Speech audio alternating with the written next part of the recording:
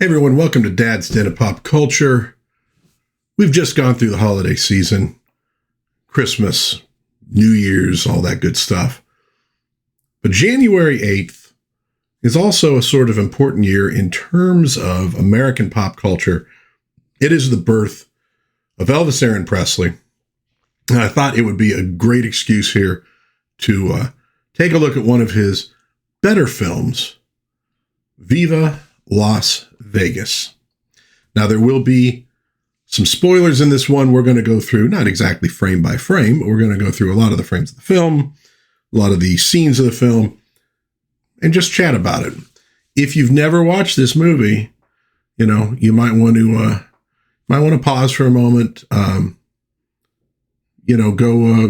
actually watch the film, come back, and then you can be part of the discussion, so to speak. Although you'll just be talking to your phone or your TV screen, and I won't be able to hear you. I mean, that's just kind of how this works. So the film begins with what probably should be the municipal anthem for the city I live in, Las Vegas. Of course, we're talking about Viva Las Vegas, and we get some nice shots of old Fremont Street. Now, this entire, the street, we used to call it Glitter Gulch. I guess it still is now covered by this, it's not a dome, but covered by this thing with lights on it. And it's called the Fremont Street Experience. But it used to be just open air and used to be able to drive up and down the street. And that was something that whenever you had, relatives, family, friends visit you in town, you always do a drive down the strip and then go up and down Fremont Street so they could see that. And if you were smart, you did not get out of your car anywhere near Fremont Street, because by the 1980s, it was a little bit dangerous. I think it's a little bit better now, although it's maybe not a lot better now. So at any rate, we start with some great pictures of the Fremont Street area from 61 years ago. And I'll tell you, almost everything in this movie that you see regarding Las Vegas, every building, has by this time, 2025, been torn down or modified to the point of it being completely unrecognizable. So you are effectively seeing a completely different city in this thing. Now, Fremont, some of those buildings are still around. Again, you have the Fremont Street Experience, which changes it a little bit, but just so much has changed over the last 6 decades in Las Vegas. So the star of our film, of course, is Elvis Presley, the king of rock and roll himself. With him, the great Ann-Margret. And one thing right off the bat with this film, it's a great credit sequence. It really, really is. It takes the Vegas vibe, at least the Vegas vibe of 1964, and uses it to the utmost in terms of design, in terms of the look of the thing. And of course, our title, Viva Las Vegas. There's a pretty big variation in the quality of Elvis films. He really wanted to be a serious actor, and he had the charisma. I think he probably had the chops to do it, but he generally did not get the opportunity. So some of the films that he makes, later on, he's not as into those films as he probably should be. But this one, good people working on this film. And I think that raises the quality. And I think he was pretty well interested in it. And so I think he really brings it in this one. The next few images are honestly just for the look, just for the beauty of old Vegas neon and the old designs that we had. I miss this look of Vegas. I miss the old strip that we used to have, where, you had like the hotels, but there was parking in front of them. It's a lot more claustrophobic now.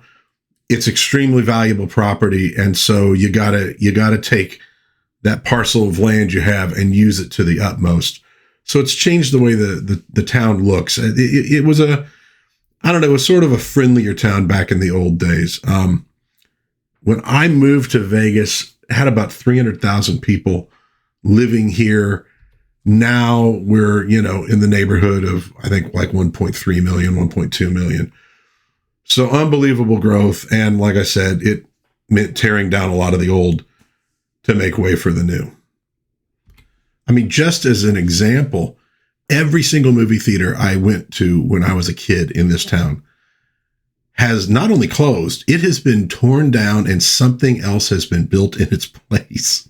It's like they salted the ground of my childhood and just took it all away. So now we're going to get into our co-stars and some of the folks behind this film.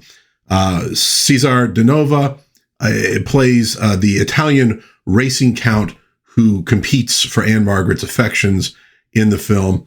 You also see in the background there the Stardust. Now, you could barely make out the sign, but the Stardust, I think, had the single best neon sign of all the old Vegas signs. It was absolutely cool. I think they preserved it at the Boneyard here, or no. Is it called? No, it's not called now it's called the Neon Museum. Anyway, great looking sign. William Demarest, at least 60% less cranky in this movie than he is on My Three Sons. He's still a little mildly annoyed though, so don't worry about that. Nikki Blair plays Elvis's sidekick in this one. He actually became a little bit famous in Vegas. Had a restaurant that was really well known in the 80s and 90s. Music by George Stoll. This is, of course, this is a tough gig because the only person getting any real credit for music in this film is going to be Elvis himself. Now, here's where we get to some of the folks that I think elevate this film. Joseph Biroc does he's director of photography. He worked on It's a Wonderful Life, Flight of the Phoenix, got an Academy Award for The Towering Inferno, also did work on TV for Adventures of Superman and Wonder Woman.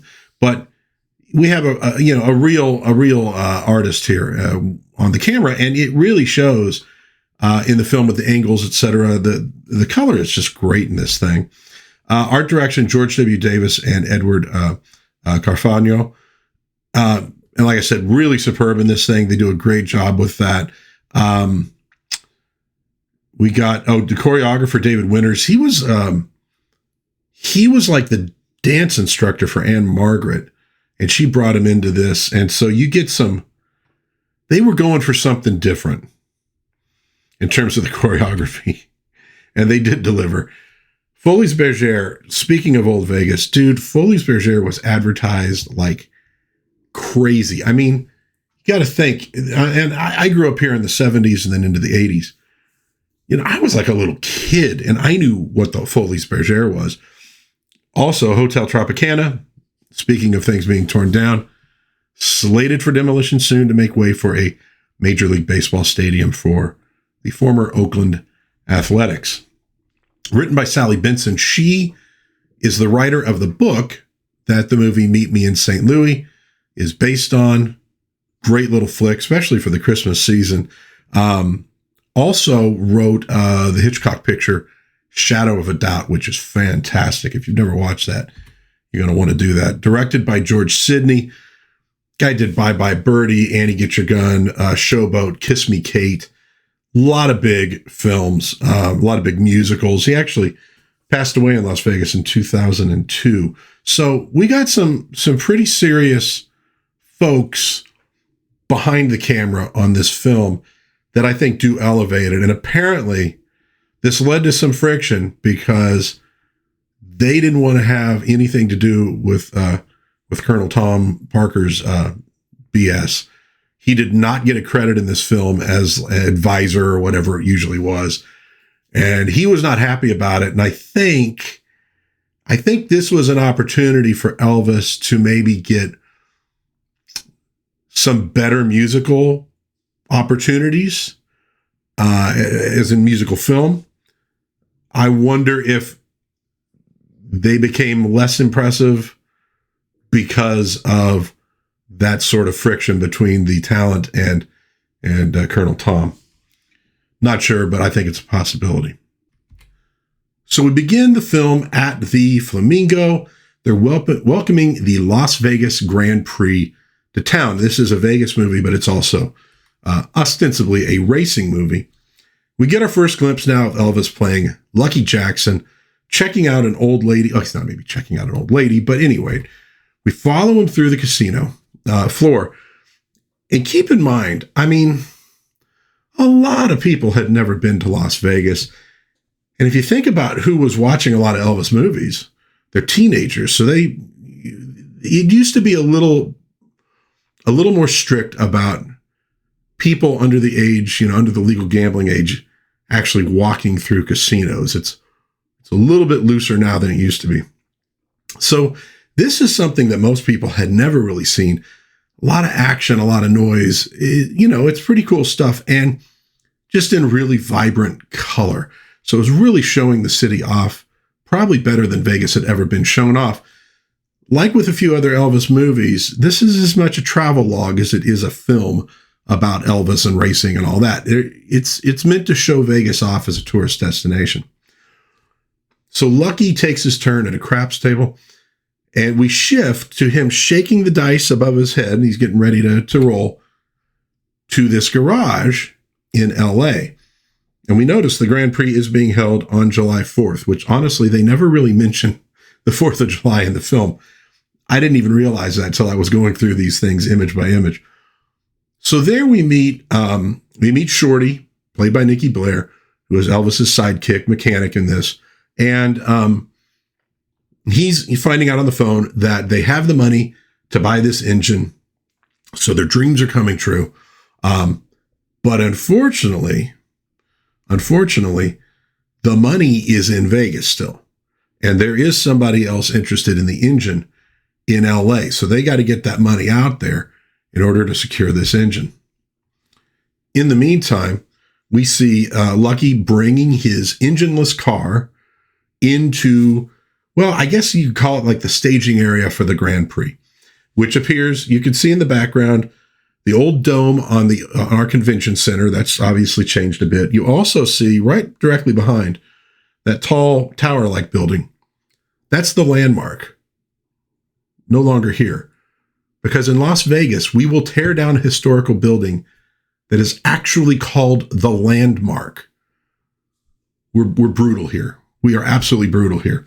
So while he's pulling into the garage, we get to meet Count Elmo Mancini, played by Cesar de Nova. He's going to be like the main rival in this movie. And we also get to see in the background, you see Lucky's car for the first time. He apparently built it himself. The relationship between Lucky and Count Mancini, I really like in this movie because it is like a friendly rivalry. There's no hatred involved. There's definitely some minor annoyance in it. And the Count initially, he says, you're a great driver. I want you to drive for me. And he says, you want me to drive your car? He goes, no. I want you on my team. You'll make sure that I win. You'll sort of be my blocker, etc. And he's like, sorry, Count, that's no go. I never work for anybody. I never come in second to anybody, and I intend to win. So just lays it down right there. But it doesn't you don't have the Count going, I'm going to destroy this, Lucky Jackson. He's like, all right, cool. Let's go at it. This is how guys are supposed to be with other guys, competing, but not trying to kill each other. And so while they climb underneath the Count's car to take a look at it, we meet Ann-Margret's legs. And then we get to meet the rest of Ann-Margret playing Rusty Martin. She's popped into this garage to get some help with her car. And so now the Count and Lucky have something additional to compete over, besides just the Grand Prix. And fortunately, the whole sex symbol angle is handled really subtly in this film. They don't, it never gets blatant or anything. So the two guys agree to check her engine, see what's wrong with it. And here the Count sort of scores his first victory over Lucky. While Lucky's trying to convince her that, it's going to take, a lot of work, days to get this all sorted out, because he wants to keep Rusty around and have a shot at sort of, flirting with her, winning her heart. The Count very quickly solves the problem when Lucky's back is turned. And so she drives off and sort of is out of Lucky's clutches. And there's a little, flirtation between the two of them. It's not like love at first sight or anything, but, she's a little annoyed, a little intrigued. And Lucky points out to the Count, he says, dude, we don't know her name. He didn't say dude, of course. We don't know her name. We don't know like where to find her. We've lost out on this fantastic woman. And the Count says, well, it doesn't matter. We don't have time to worry about this. You got to get to LA to get your engine. I have to work on my car. We're busy. We don't have time for women here. But that night, the two of them, turn up at the Flamingo showroom, and the search is now on, and they're sure she must be a showgirl. So we get this montage of Las Vegas showrooms and, hotels as they're going through and trying to find her. Some great stuff. You see the Thunderbird, which is, again, really no longer there. I had to go there once in the, I guess it would have been mid to late 90s. And it was pretty rough, honestly. So we get all these little shows. There's a Stardust sign. There's like this, that wasn't a real show, I don't think. It was like with these weird bars. It was bizarre, but, and then back to Flamingo. But the whole thing is just like a feast for the senses, just, the colors, the shapes, the textures, etc. Great montage, a lot of fun. So we finally end up at the aforementioned Tropicana and the famous Folies Bergère. They're kind of looking behind the scenes at all the showgirls. She's not there. They end up at the world famous Swingers Club, which does not actually exist and never did. This is just, it's obviously built on a set. And here we get our first, sort of our first Elvis song. Obviously it opens with Viva Las Vegas, but it's a rousing anthem of the great state of Texas. And he basically sings it to get all these wild Texans out of this place so they could get the showgirls on, so the Count and Lucky can see if Rusty is one of them. But it turns out that it is a chorus line of Korean cuties, and that obviously wouldn't include Rusty. So it's a bust. They go through the whole night and they don't find her. But the next day, Lucky is in the Count's room. And he's saying, yeah, I'm getting ready to go to LA to get the engine. And he hears a familiar voice outside the window, and looking down, he finds Rusty. She is the pool manager, so not a showgirl. And she's teaching a swimming class to a bunch of little kids. Naturally, Elvis does not share that information with the Count, although he figures it out pretty quickly. He heads down to try to win her heart. And here we get really our first sort of Elvis song, Elvis musical number of the movie, singing "The Lady Loves Me, but She Doesn't Know It Yet." And from Rusty's point of view, the lady loathes him and he doesn't know it yet. So the serenade is not exactly a rousing success. She kind of finds Lucky arrogant, although she's still a little intrigued, but he ends up flying off of that diving board and into the pool. And the big problem here is that while he's getting out of it, his cash comes out of his pocket, and a little kid finds it and sets it down next to the intake valve for the pool, because they have sort of the filter thing, sucks the money in. So the main point of it is Lucky has no money. And this is a problem as he enters the hotel soaking wet. Shorty is there saying, we got to get to LA. Somebody's going to take the engine. He ain't got no money. The manager wants, him to pay his bills before he leaves. We got a problem. And so ultimately, Shorty and Lucky end up as waiters at the Tropicana, at the Flamingo. And there you see him serving the Count. So it's really back to square one for the two of them. as they try to get this dream, keep this dream alive of winning this race. We get a little conversation between the coworkers. You see that, okay, Rusty doesn't really loathe Lucky, but he's, like I said, a little arrogant. And she also cannot understand his attitude towards money. She's looking for stability. She's looking for, she doesn't want to do this for the rest of her life. She wants to, save her money and move on to bigger and better things. And Lucky's very freewheeling with this money. He came in and gambled on the craps table to get the money for the engine. So that's kind of the clash between these two. But she still does agree to go out on the town with him the next day. And they begin their little journey into the Vegas tourism film at the University of Nevada, which within a year would be Nevada Southern University, and in 1969 would become UNLV. So this is actually shot in the gymnasium of UNLV in its very, very early years, as we often called it, the University of Maryland Parkway. We get this absolutely manic Ann-Margret dance number, and little pro tip for almost any film, especially once you get to the 60s, and you're getting more of the rock and roll musicals, always pay attention to the backup dancers, because there is always at least one of them, sometimes more than one, who cranks it way past 11. I mean, there's always somebody who's just nuts. And you do get, I think, at least one in this number and maybe in the other numbers as well. So just something to watch out for when you're watching, especially rock and roll musicals. There's always a dancer who is just like, wow, going nuts. And after the dance number, they convince Elvis to do a number, sings, "Come on, everybody," and I can't remember all the words. Anyways, great song. We get some great shots of Ann-Margret and Elvis doing the dancing. That's what I was saying. Nice work in the cinematography on this film.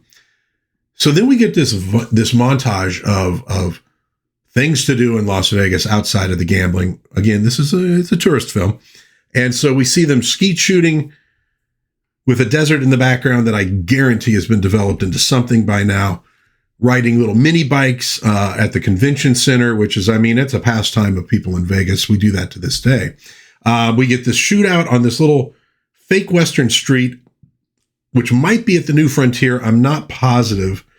We got a helicopter ride, again, taking off from the old convention center. Helicopters do not take off from the old convention center, but that's okay. Helicopter takes them out to look at Hoover Dam, at Lake Mead, which is a lot fuller there than it is now, thanks to a very long drought, and California not being very water conscious about what they use Lake Mead water for. Lucky was a pilot during, when he was in the military. I was going to say during the war, but he wasn't in a war, but at any rate. And then we get some water skiing, both real water skiing shots and fake water skiing shots. And we end up at the I guess it's the home of Rusty and her father. And the two of them are definitely getting to know each other better here. Rusty's talking about she wants to earn enough money to buy her dad a boat. He operates a boat on Lake Mead, like for tourists, but he works for somebody else, and he doesn't like working for other people. Sounds a little bit like Lucky. So that's what she wants to do, get him his own boat so he's his own boss. And he then shows up, and here he kind of lets it slip that she's been talking about Lucky a lot. So he's like, oh, she kind of likes me. And I also just realized, like, nobody has a real name in this thing. We got Rusty, Lucky, and Shorty. I guess Elmo, but nobody necessarily wants to admit being named Elmo. So, Elvis is feeling, a little bit better here. But again, Rusty wants somebody stable and conservative. Lucky's sort of a crazy bastard. I hope these two kids will find a way to get together by the end of the film, which is a good time to put up our spoiler sign, because we're about halfway through now. Although, honestly, if you don't know how an Elvis musical is going to probably end, I don't know that I can help you. And so we get another nice song here from Elvis, a romantic song I give you my heart. Really nice. And this serenade works a lot better than the last one. She doesn't, throw him off the side of the boat or anything. So she goes and gets ready because this date is not over yet. Oh, they've had fun in the sun. Now it's time for the Vegas nightlife. So back to, I think, the same set they use for the Swingers Club. We have this musical group, I think is the Jubilee 4. They do this great fun song, got all the people dancing and stuff. And of course, it ultimately turns into an Elvis Presley song where he does a cover of Ray Charles' What Did I Say? Again, check out the dancers in the background. They're going absolutely nuts. So, nice date. We see these two getting closer together, but we do see the elements of the problems that they're going to have. And here's a new one. The next day, Rusty is meeting with the Count in front of the Sahara, and she learns that the last great driver in these Grand Prix died in a racing accident. And so obviously that makes her very nervous for Lucky. He shows up though. He's got the motor. And this is what I think there's maybe a little error here continuity wise. They show up with his car on the thing and they got the engine apparently, but the engine still needs to be installed in the car, right? Except later you go, wait a minute. Did they have the engine? Elvis already brought the car into the garage. Either way, in the background, you get a better look at the landmark, which sadly, many years later, would be destroyed by Martians in Tim Burton's Mars Attacks. So the relationship now, we got a couple different complications. One is his kind of flippant attitude towards money. And he wants to be rich and she just wants to have a happy life. Kind of on her side on that one. And also she's worried about the danger of what he's doing. So they want some very, different lives and they want each other. And this is going to be the problem. So they kind of have an argument. When Rusty gets home, she's really angry. She had said, I want the cottage with the tree in the front yard kind of thing, right? So she gets home. She's good and PO'd. And then a delivery guy shows up from Lucky with a tree, which is like a really romantic thing to do, or it's a cruel joke that you just didn't get. I'm going to assume it was very romantic. And by the way, also, this fake house is completely rad. Like you got this sunken kitchen with like a pool ladder that goes down into it, which would probably be really handy when you're trying to bring food up out of it somewhere else. Anyways, it's a great fake house, and I just wanted to point that out for everybody. But she realizes that, with the tree, she wronged him terribly. And this is a good tip, guys. When a woman's mad at you, buy her a tree. Works every time. So she rushes off to the Flamingo to apologize and meets the Count. And it turns out the Count has paid off Lucky's debts to get him out of the way in terms of Rusty. Lucky doesn't want his help because he's planning to win the hotel talent contest. First prize is $2,500, which they can use to get the motor, which I thought in that other scene they already had. Again, I'm not sure if I had a continuity error, if the movie did. Either way. But Lucky talking about, gambling pisses Rusty off again. A tree goes only so far in winning a woman's heart. And she decides to get revenge on him by having dinner with the Count that night. But of course, Elvis is a waiter. So his zany antics manage to ruin the dinner for the two of them. And he then, he's kind of they get him out of there. The Count tries to get Lucky, and he tries to get Rusty. He tries to get Lucky with Rusty, which she's not really down with. So Elvis shows up again, coming through the window, I think, or off the balcony, to serenade her again. If you think I don't need you, baby, you're wrong. So we get another nice little song, but it's kind of done for comedy's sake, and she's annoyed with him, but again, still intrigued. So this brings us to the big talent contest. Rusty does this saucy little number about prostitution. Not really, but kinda, getting money out of older gentlemen.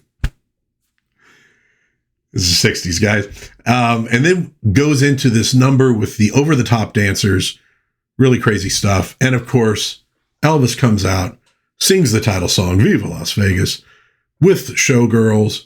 Apparently this was done as one continuous shot, which is pretty rare for an Elvis film. He didn't usually do that. And it turns out that it's a tie. So they flip a coin and Elvis wins. So Elvis is going to get the prize money and he's going to get his engine. Or is he? Turns out what he actually gets is to hold the trophy for a year, and he gets a all expenses paid honeymoon in fabulous Las Vegas. So basically, he gets nothing. Rusty, on the other hand, wins a pool table. Lucky tries to trade her for the table because he figures he could sell that for the money.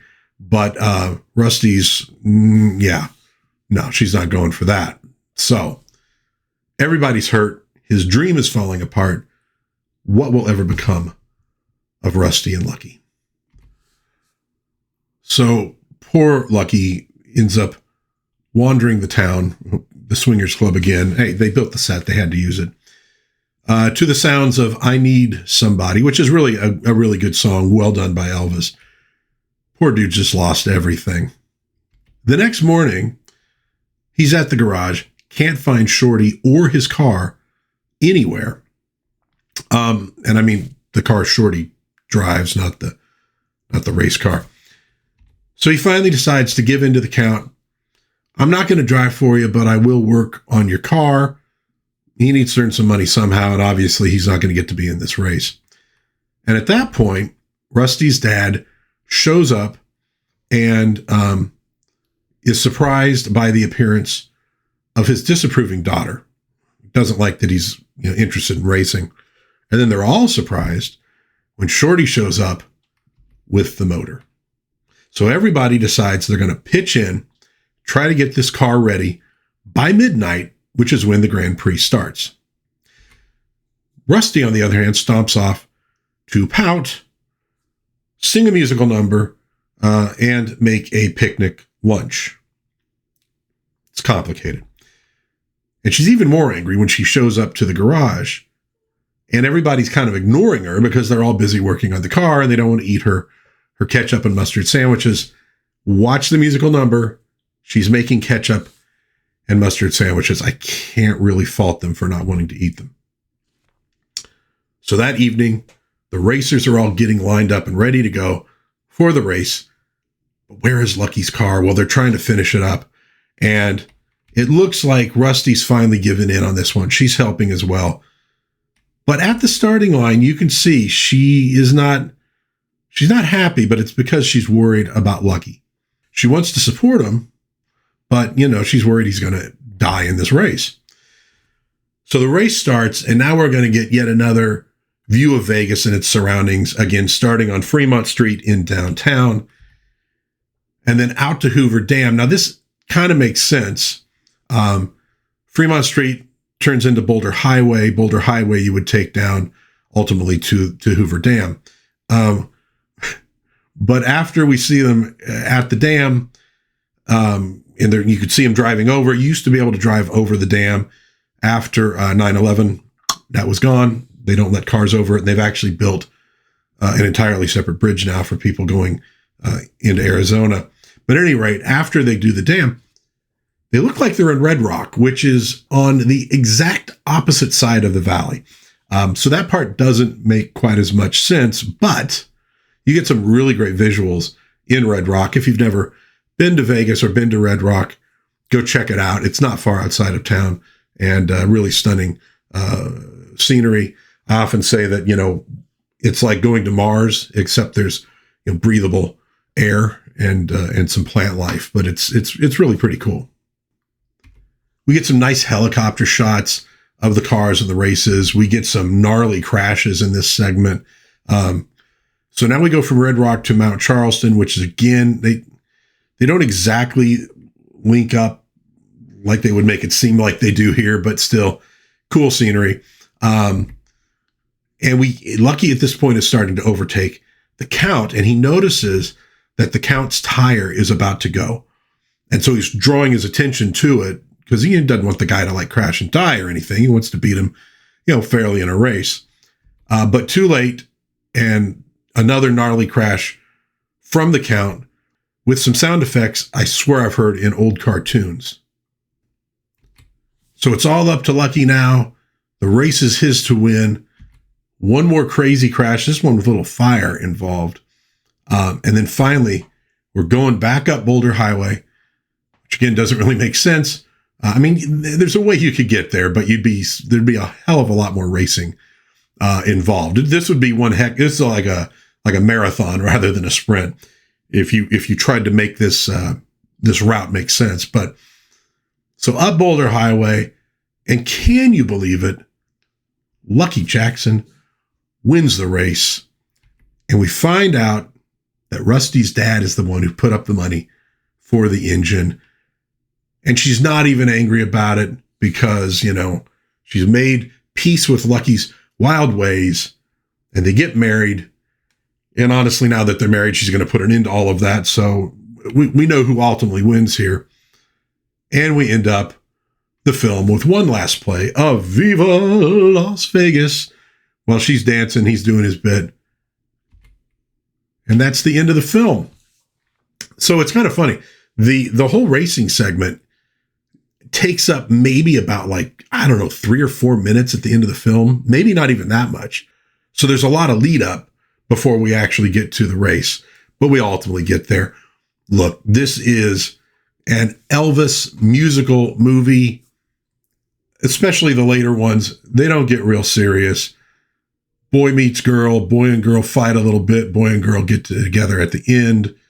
We get some great music. We get some really nice cinematography through the film. Well worth your time to watch this one. It's a fun movie. I put it on once in a while just to cheer up. It's just a fun, very colorful movie to watch. And of course, being almost a native of Las Vegas, not quite, but close to it, it's really fun seeing what old Vegas looked like. I got here some years after this movie would have been filmed, but the city hadn't changed that much at that point. The change really starts nailing in the 90s when you get the Mirage built and it launches the sort of reinvention of the Las Vegas Strip. So when you're watching this, or if you ever watched old episodes of Robert Urich in Vegas, that's sort of the town that I grew up in. So it's fun to watch. Plus you get Elvis, plus you get Ann-Margret, and a lot of great music. So let me know in the comments what you think of old Elvis Presley and Viva Las Vegas, if you've seen it. If you haven't seen it and you got any other questions for me, I'd be happy to answer them there. If you enjoyed this little review in honor of the King of Rock and Roll and his birthday, please give it a like. Maybe think of subscribing to the channel, sharing with a friend. We do all sorts of pop culture videos here. I'm in my 3rd year of making videos, so I managed to survive into the 3rd year. I'm pretty happy about that. But I talk about toys, movies, TV shows, books, comic books, etc. Lots of stuff. And not just sci-fi and fantasy type nerd stuff and superheroes. I try to run the gamut of things. So if that sounds good, you might want to check out some of my other videos. Really appreciate it if you do. In the meantime, God bless everybody. Please be kind to one another. Have a little bit of fun out there. Watch an Elvis movie. And hopefully I'll see you again soon in Dad's Den of Pop Culture. Bye-bye.